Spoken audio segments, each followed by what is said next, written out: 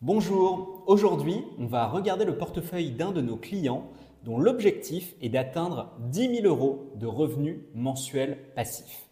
Alors comment ce client a-t-il fait? Dans quel SCPI a-t-il choisi d'investir?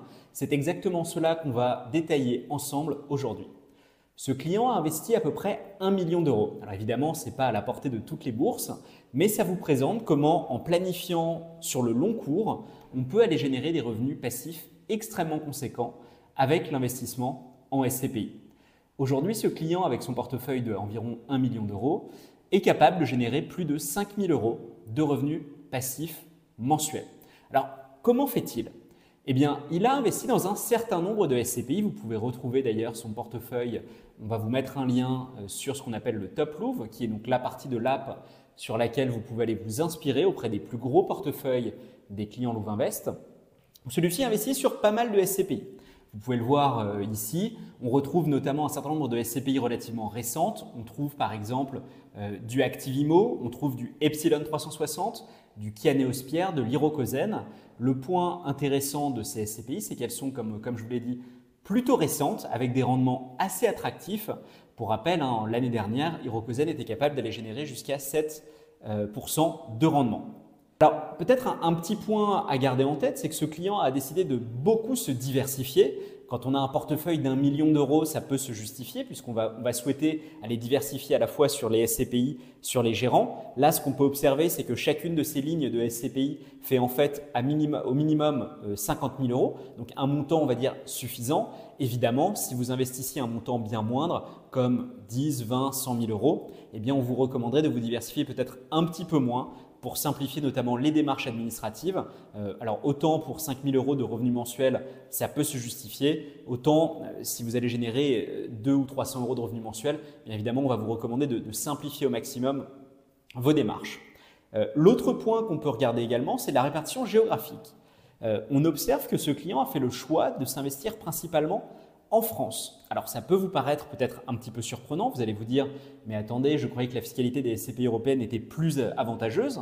La réponse est oui, vous avez tout à fait raison, à l'unique exception du cas de ce qu'on appelle la SCI à l'IS. C'est-à-dire que c'est un cas d'un investisseur qui a créé une société civile immobilière à l'impôt sur les sociétés dans laquelle il a acheté ses parts de SCPI.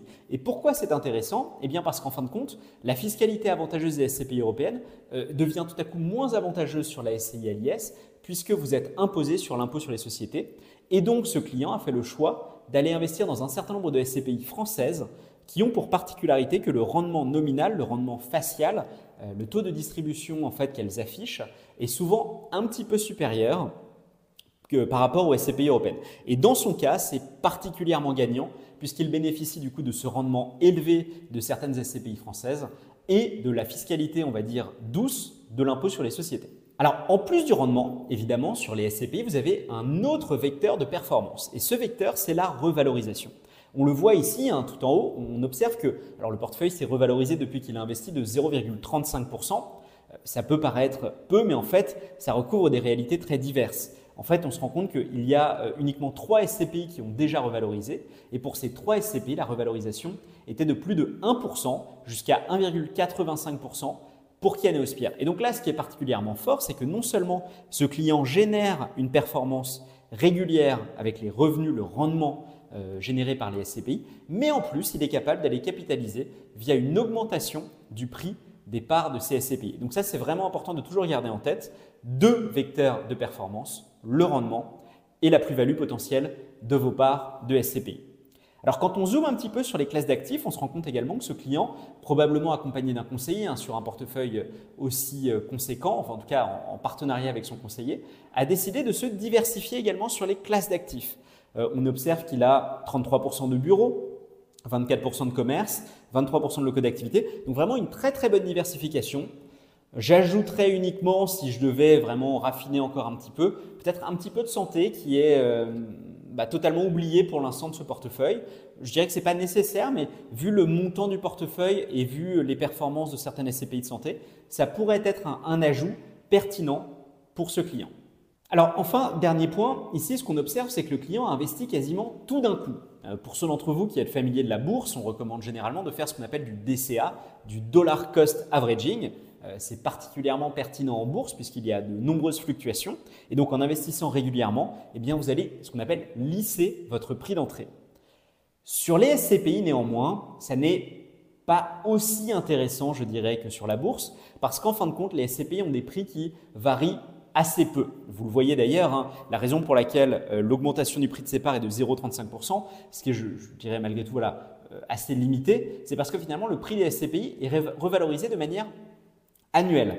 Et donc le concept du DCA est un peu moins pertinent. Ici, on avait un client qui avait de très grosses liquidités à investir et c'est peut-être l'un des atouts, on va dire, de la SCPI, c'est de pouvoir déployer une somme importante assez rapidement sans avoir trop peur du prix d'entrée que l'on va attraper. En revanche, si vous aviez plutôt un souhait, on va dire, de constitution progressive de votre patrimoine et que vous n'aviez pas des liquidités aussi importantes à déployer, bien évidemment, on vous recommanderait dans ce cas d'aller vous diriger vers peut-être un versement programmé de quelques centaines d'euros par mois qui, au cours du temps, va vous permettre d'aller générer un patrimoine très conséquent et vous permettra également de réinvestir vos dividendes puisque au fur et à mesure que vous allez percevoir des revenus, eh bien, vous serez en mesure de les réinvestir. Donc effectivement, si vous n'avez pas une grosse somme d'argent qui tombe, ça peut être à la suite d'une vente immobilière, hein, un cas très classique chez nos clients qui revendent un bien et qui décident de passer vers du 100% passif avec de la SCPI, ou alors lors d'un héritage que vous souhaitez placer pour générer des revenus complémentaires, eh bien, vous pouvez donc effectivement le faire, comme je vous disais, d'un coup dans ce type de cas, de scénario où vous avez de grosses sommes qui arrivent tout à coup, ou au contraire faire quelque chose d'un peu plus doux qui vous permet en fait d'atteindre des niveaux de revenus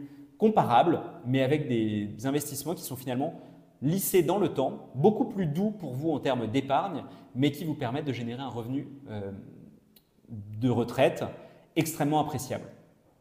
Alors aujourd'hui, ce qu'on a vu, c'est comment l'un de nos clients arrive à générer 5 000 € de revenus passifs mensuels avec des SCPI. Ces revenus sont évidemment avant impôt et ne sont pas garantis dans le temps, mais cela vous montre comment, via un investissement qui est 100% passif, c'est-à-dire que vous n'avez rien à faire, contrairement à l'immobilier traditionnel où vous auriez peut-être un petit peu de gestion à mettre en œuvre pour un patrimoine d'1 million d'euros, et bien là, vous n'avez absolument rien à faire. Tout est géré pour vous. En plus, ce montage a été fait de manière vraiment optimisée via la mise en place d'une SCI à l'IS. Alors, encore une fois, sur la SCI à l'IS, on ne vous recommande pas de faire ça nécessairement dès le premier euro. Ça n'aurait pas de sens. En revanche, quand vous avez des sommes conséquentes à déployer, c'est évidemment un montage sur lequel nos conseillers peuvent vous aider car cela vous permet d'optimiser au maximum votre fiscalité. Merci à tous!